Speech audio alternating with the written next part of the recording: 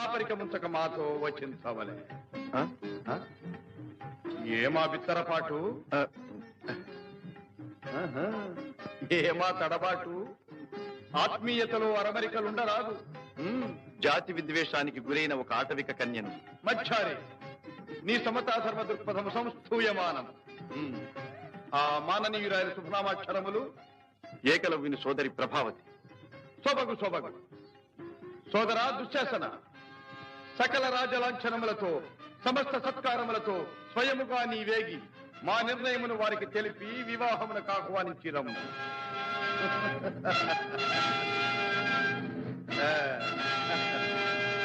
Shatamanam Shatamanam Bhavati శతాయ పురుషేంద్రియ ఆయుష్ేంద్రియే